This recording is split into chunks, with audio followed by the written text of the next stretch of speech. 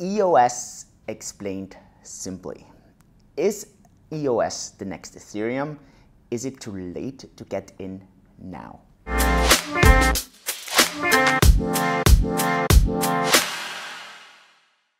Hey and welcome to today's video. My name is Julian. I'm one of the co-founders at 10x, and in today's video I want to talk about something that I've been asked personally a lot, not only from people from the outside, but obviously also from the people inside our company 10x. And it is, hey, what about EOS? Is this thing gonna replace Ethereum? Are you invested in EOS? What does this mean for 10x? Are we eventually gonna shift over? And what are its up and downsides? And in today's video, I actually wanna dig into this. I wanna talk to you about the facts as good as possible. And I wanna talk about some downsides, some upsides. I wanna compare it to Ethereum. I wanna bit of look into the future and see what might be possible for EOS. And at the end, I'm gonna tell you if it is too late to get into EOS right now. So let's dig right into this. Before we get started, I do need to give you a legal disclosure, and I especially have to do this when I look into coins. First of all, none of this that I am saying here on my channel is financial advice. This is very important.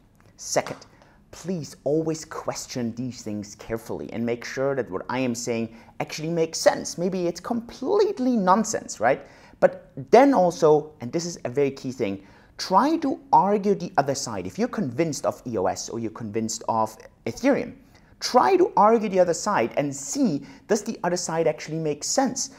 Because otherwise you might become one of those fanboys who's completely blind, and this really makes no sense and zero idea. Now, also do understand, I have a company in this ecosystem.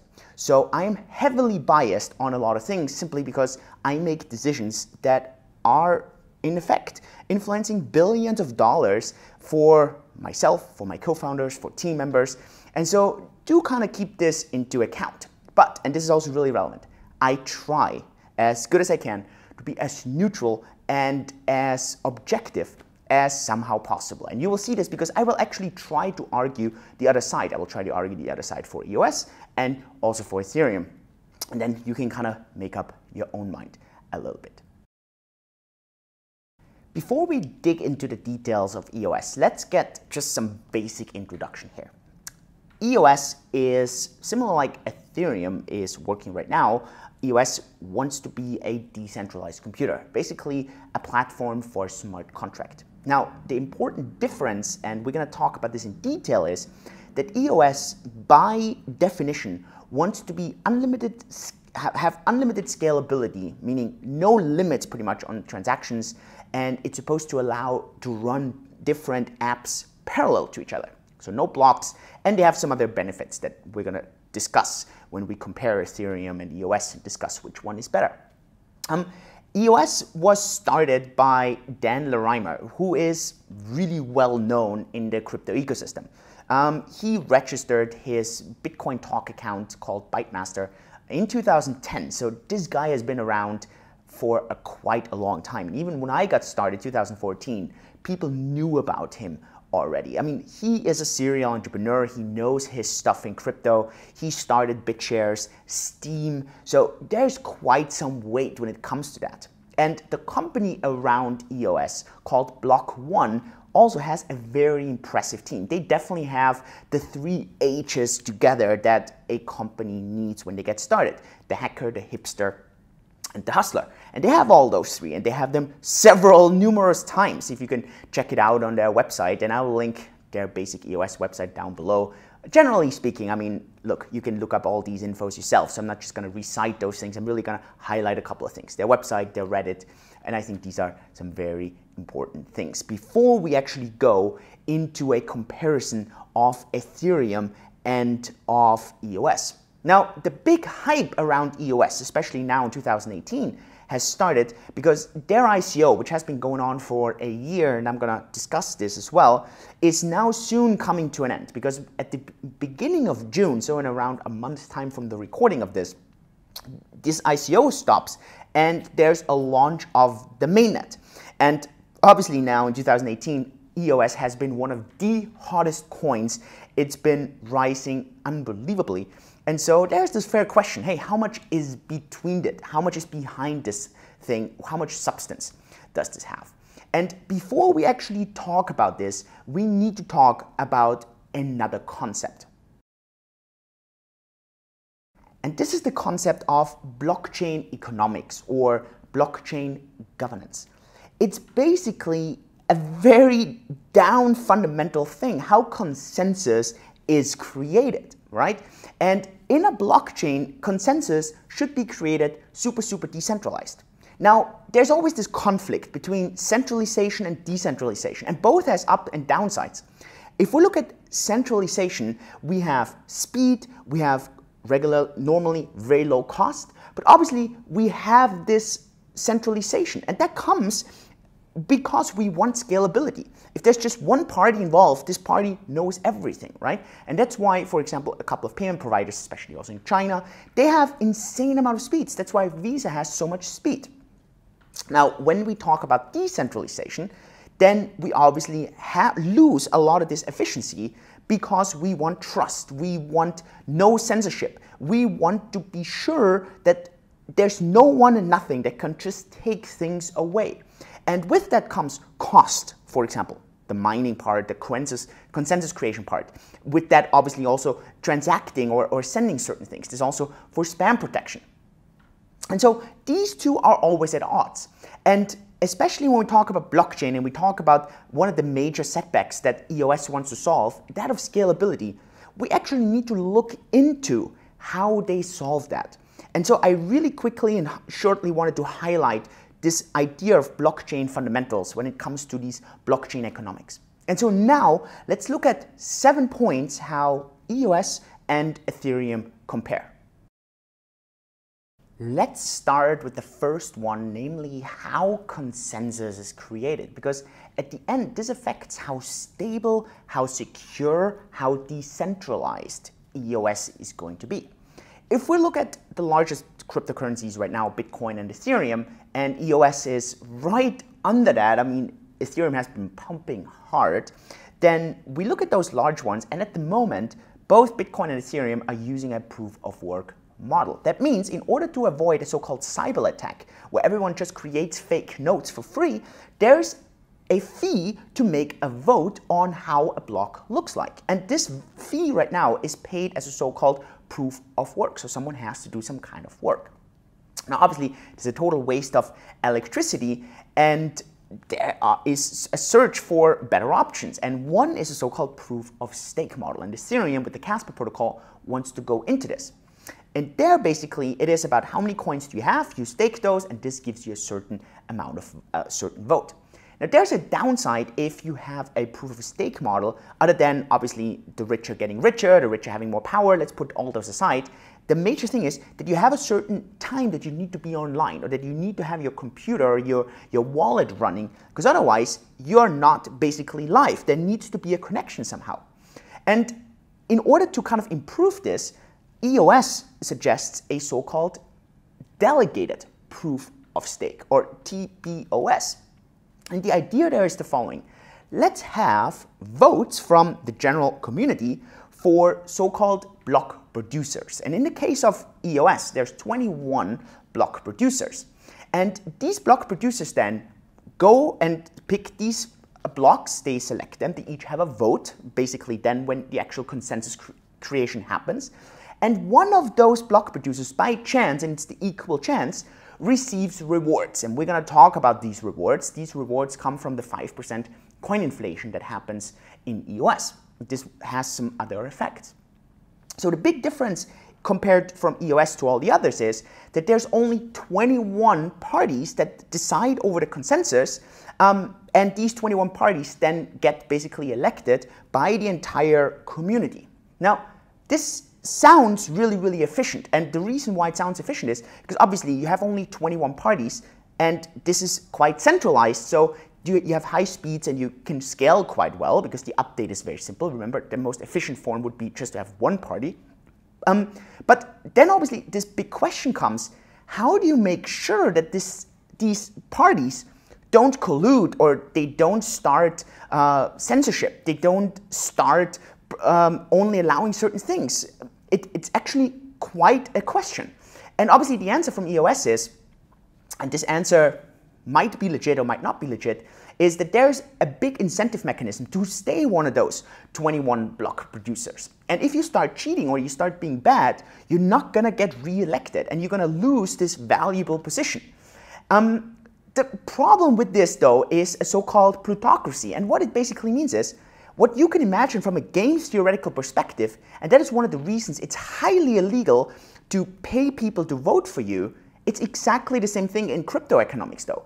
These parties will start paying people to vote for them so they stay in and they can misuse these economics then. And there will be a balance on how much can they cheat versus how much are their costs to pay for their votes.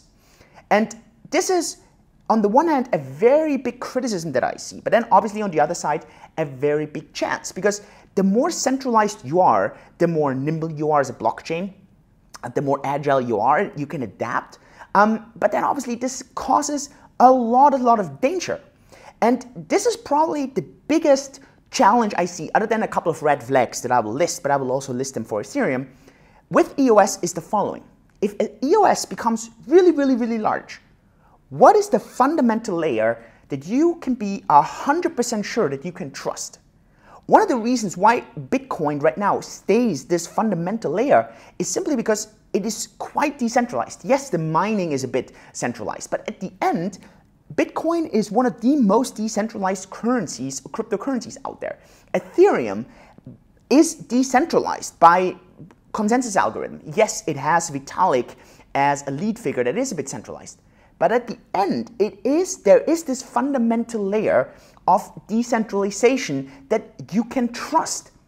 The challenge, in my opinion, that EOS is going to have is it's going to have this trade-off between centralization, efficiency, and decentralization, trust. And I am not sure if the most basic layer, a blockchain, should be used for the efficiency.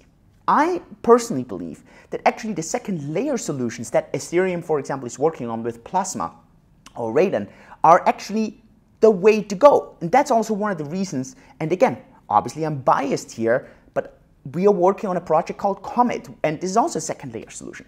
And the reason we do this is because we believe the fundamentals of the blockchain have to be as neutral and decentralized as possible, and the experiments then start on the next layer, but there always has to be a layer to fall back to. Because what if there's a screw up in the consensus of EOS? Where do you fall back to? There needs to be a fallback plan. Otherwise, you will always have to fall back into fiat, and at the end, that's not what the solution should be in cryptocurrencies. And I hope this kind of makes sense. And let me know in the comments below what you think, especially on this point, because I think this is one of the most questionable points that EOS is going to have to solve. And it's one of the biggest risks, because that could completely destroy this entire project. And that leads us into the second point.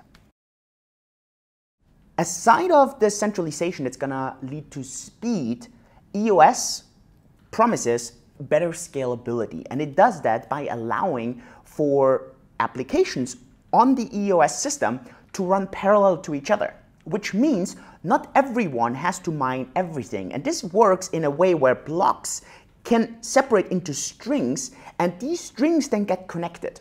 And obviously this means that it doesn't collude so much, not everything has to run at the same time, things can be actually be split up.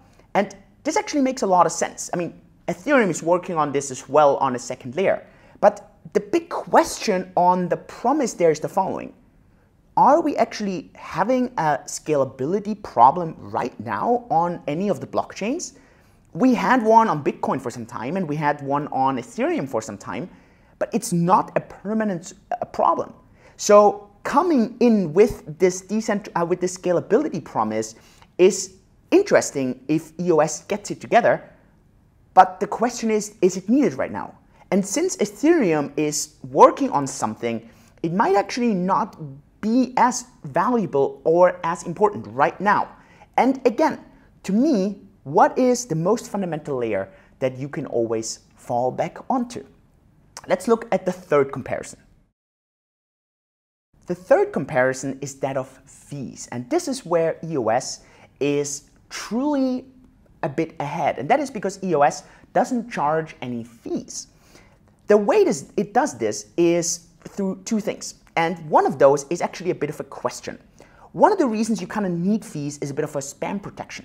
Now, since EOS is quite centralized, it's actually said that we can assume that these block producers are going to filter out the spam messages. To me, that is a bit weird because at the end, I don't want a blockchain having these censorship capabilities, right? Just a personal opinion.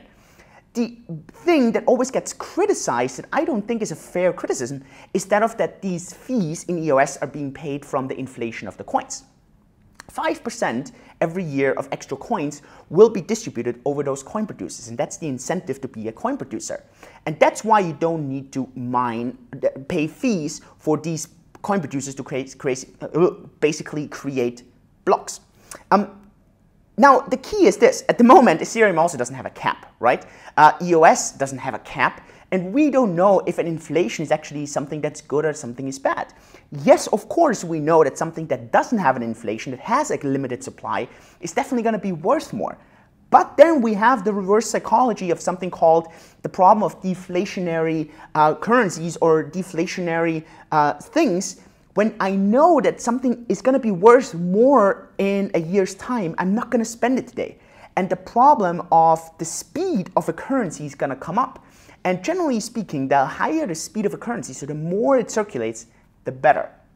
So I do see the no fees because of the 5% inflation absolutely fine. I don't think there's anything to argue with because we don't know what's right or wrong. I do see a huge problem, though, in arguing that fees are not needed for spam protection because we can do this through the consensus. Because that is exactly what we don't want to have on a blockchain, namely censorship. So, very interesting point. Let's look at the next one. The fourth one is actually a very interesting one, and that is that one that you can set up something called a password and a username.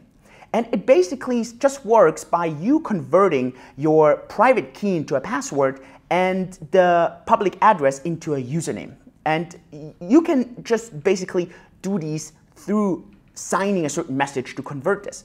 Now, obviously, this is going to help because that way it's very easy to say, you know what, I'm going to send EOS to Julian Hosp. And it's quite straightforward to avoid any attacks. You don't have to remember these messages, the addresses. And I think that's very interesting.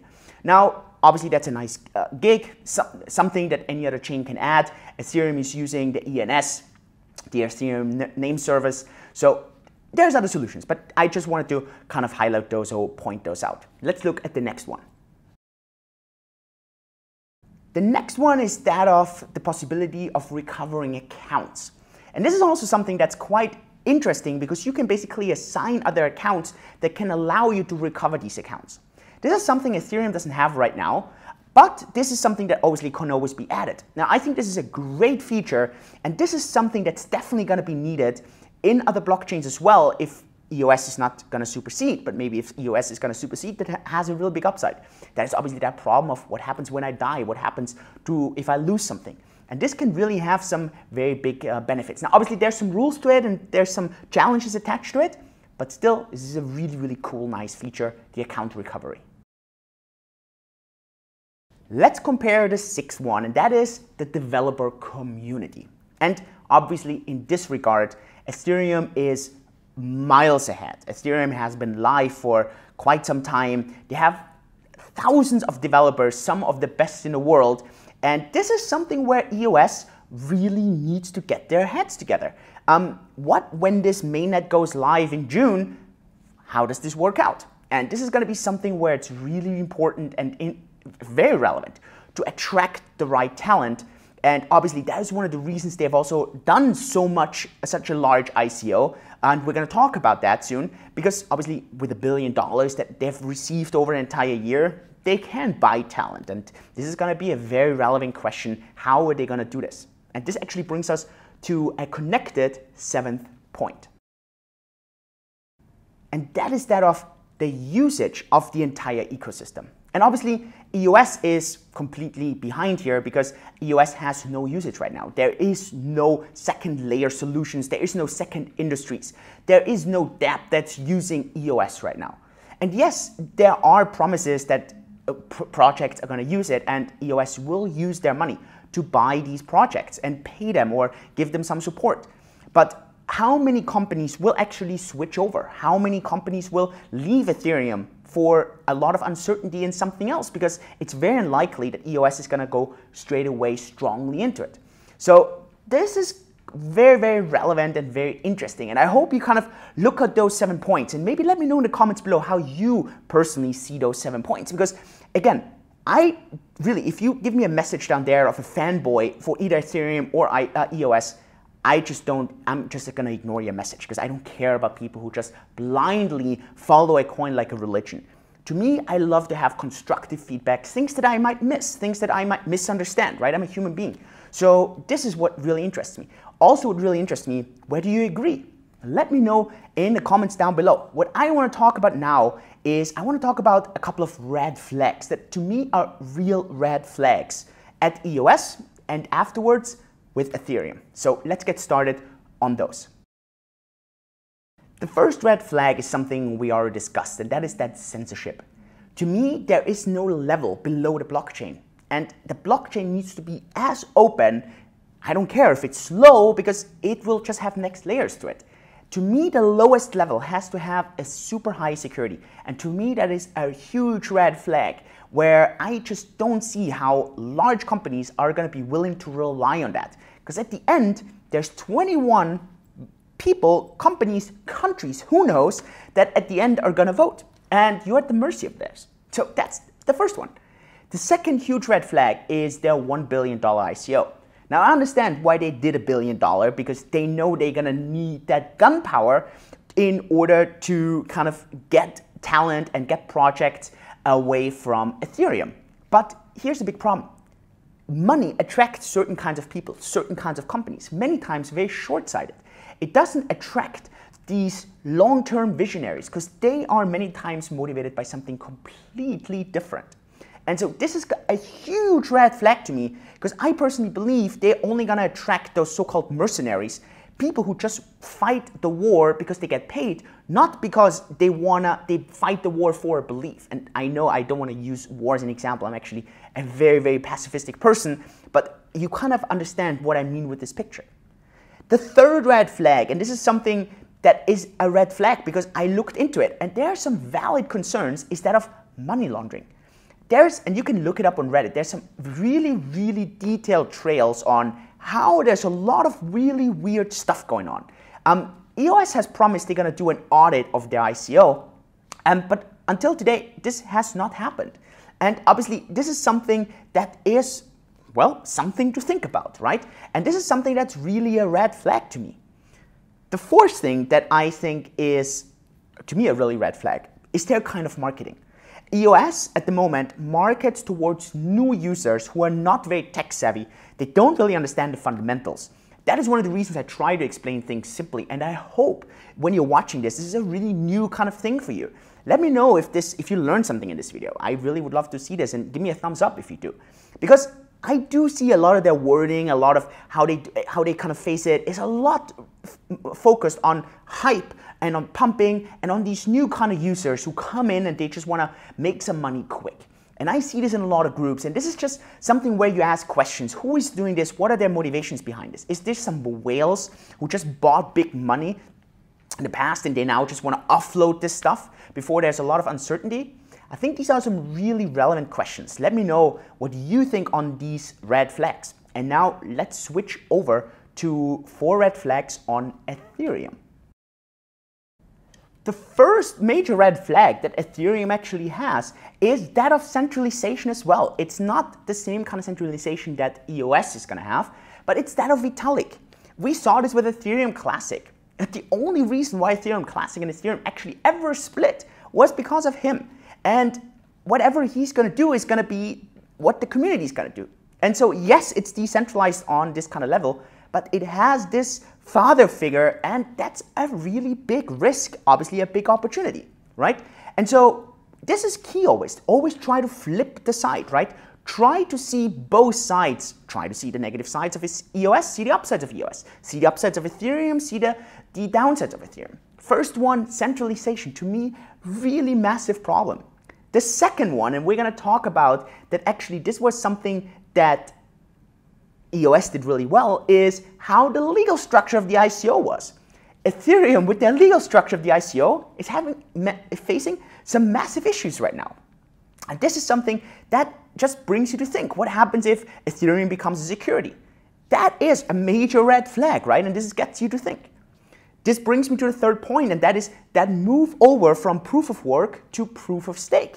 There's more questions on this than answers. How is this going to work? What will be the actual algorithm? Is this going to cause a fork? There's just a lot of questions on these things constantly, right? And this is relevant. And the fourth thing is this entire scaling problem.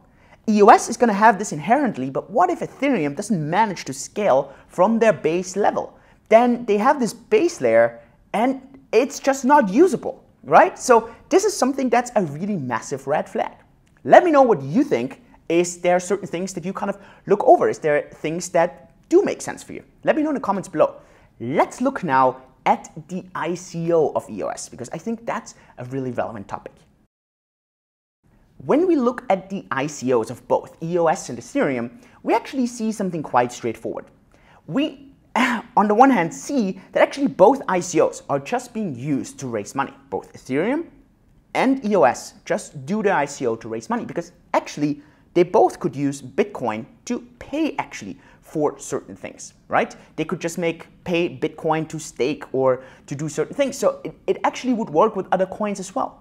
Now, the way Ethereum structured their ICO, they raised around $17 million, was from an economical standpoint quite straightforward. Legally, yeah, quite questionable. And this is a major challenge at the moment. EOS, and that's a big criticism, has their 1 year ICO going that it's legally sound, which causes a couple of problems. For example, they can make certain promises. They can make a promise of a token swap. They can't make a promise that they're going to be in charge of their own chain. This is not because they don't want to do these things. This is because of legal concerns. Trust me, I know this because I'm a business owner myself and I know these legal hurdles, right? And EOS is just really, really diligent and careful on these things. But the big no-no to me is this 1 year ICO of $1 billion. And yes, I do see some reasons, but that still is a bit of a challenge and a bit of a stretch. And so I think big question here on who is doing this better and how is this, well, a bit more straightforward. Let me know what you think about these ICOs in the comments, and let's look at some criticism on EOS that I don't think is rectified. Much of this criticism with EOS that's not rectified comes down to legal reasons. And the first one is that Block 1 is actually not allowed to create their own blockchain. And that has to do because the token is not allowed to derive value from the company's doing. So it's not allowed to rely on the company's work. And this is something that Ethereum has been criticized for legally. And obviously, that's why EOS is doing this. I don't think that just because they don't provide the blockchain themselves, that's a criticism or shows a lack of power. No, it actually just shows that they're going to provide the tools, hopefully, and then others have to do it. That is just a really relevant legal point. This brings me to the point of the rights that the ERC20 token is allowed to be swapped into a real EOS token on the real EOS blockchain beginning of June. The reason this right cannot be promised is also because of legal terms. It would make EOS straight away a security token. All right, so this is something that's quite straightforward. Now, it doesn't mean that this puts them off the hook and they're definitely going to do it. No, it just explains certain things. And the third thing is this token inflation. There's big criticism on EOS saying we're going to inflate 5% per year. Again, no one knows if a deflationary or an inflationary cryptocurrency is going to do better. No one knows. Everyone has this idea of inflation being bad just because main governments are doing a crap job on it, but it still doesn't mean that it's a bad idea. It just means this is how it works. And I think this is quite something to think about, and these are interesting kind of criticisms that I personally don't think are relevant. So we kind of covered some comparison and some feedback from Ethereum versus EOS. Let's look forward on what I think will happen with EOS and what does this mean for my personal investment decision or for 10x moving over to EOS. Now, looking forward, this is really important. This is my personal opinion. This opinion does not necessarily reflect the entire 10x community. And obviously, it is a company decision, but this doesn't mean that everyone in the company believes this way, right? There's just some challenges coming up for EOS. And the very first one is this. I think right now, this price is just being pumped. I think it's pumped through groups that have certain interests, some traders, some are whales who want to offload their tokens before there's a swap, and there's just a lot of uncertainty of this mainnet. And I think there's just a huge hype, right? And people are jumping on it, and they are just trying to pump this stuff. And that's just a big belief that I have, and this dump might happen before, or the dump then might happen when the main chain launches. And the reason why I think this main chain is just gonna struggle is because it starts from scratch. There is no block one who makes this. Everything needs to start from scratch. The developers, the entire decentralized apps, the chain, everything needs to start. And this brings me to the third point that is a big challenge in the beginning of June. And that is, there's going to be a lot of change starting. There's going to be a lot of forks, a lot of airdrops, a lot of chaos. No one knows which one is the right one, the scammy one. It's going to be a big question. And that brings me to another point, and that is exchanges. You need to get listed. It's not that the ERC20 is listed, the new one is going to be listed. That's a completely new kind of system. So a lot of question marks for me, and one of the major ones, right, other than starting from zero and doing all these things, is one major fact, and that is this idea reality or idea execution distortion. And it's something that, for example, we see at 10x, but every other project out there sees. As long as something is only an idea, it can be hyped, you can dream about it. As soon as there's a product, it gets discounted massively. It's one of the things that I always believe at 10x, had we never had a product, our valuation would be, or our price would be 10 times higher. And that's just because people have the reality. And I think EOS has the same kind of thing right now. As soon as the main chain is there, we will see what actually is there, and suddenly reality sets in. And this is basically what my personal opinion is. I can't tell you if it's too late to invest. I can't tell you if it's worth to invest. I can't tell you if you should get in. I just tell you what I'm doing. And what I'm doing is I have never held EOS, and I'm not planning on holding EOS. I might revisit my decision if EOS is executing and it's looking quite straightforward. It's also one of the reasons why, at this very moment, 10x has no interest in moving over to EOS. But again, this might mean in a year's time we might revisit that, right? When the facts change, we change our decision. And again, this is not about following me blindly. It's about thinking about these things that I've just told you. And it's also not about being a fanboy of either coin. It's about being rational about it. And if you say, you know what, EOS might have a chance, great. And if it doesn't, it doesn't. That's my personal opinion. Let me know what you think, if you agree, if you disagree, and especially why. Let's say you're interested in buying EOS. Let me give you some helpful tools and links. If you want to buy EOS, you can actually do this on most of the exchanges. Storing it, there's many wallets. One important thing, if you don't buy the token from the ICO, you can always still buy it from the ICO. You need to register your tokens. I have a Reddit link down below on how this works. I've never done it myself, so I'm not going to do a video on it because I normally only talk about personal experience, not about theory. I'm not a big believer in theory, I'm a believer in praxis. Big caveat, be aware that by, I think, June 2nd, these tokens will be frozen on ERC20. So they're saying you're not going to be able to move them anymore. Keep in mind, because obviously this is a big question mark, right? What happens if these tokens get frozen? You own them, but the mainnet is not launching. You're not getting these tokens, or you do, but you don't know how. So there's just a lot of questions around this. So just keep this in mind if you buy those, and always stay wary. I hope if you buy them that you make a lot of money of them. I truly hope that. Please don't ever fall for kind of scams. Be aware, be rational, don't get greedy. I think this is also something that's really important. With this, let me know in the comments below what you think about this. Did you get value out of it? Give me a thumbs up, please. Subscribe to my channel if you want to have more of that. Share it with people from Ethereum and from EOS who should know about this. And connect with us on the community on Facebook, on Reddit, on Instagram, and everywhere else. Would love to hear from you. If you're completely new to crypto, I have a book called Cryptocurrencies Explained Simply. Links are down below, and you can actually not only read about EOS and Ethereum, but about many other tokens. So with this, have a great day. Looking forward to see you at the next video. Yours truly, Julian.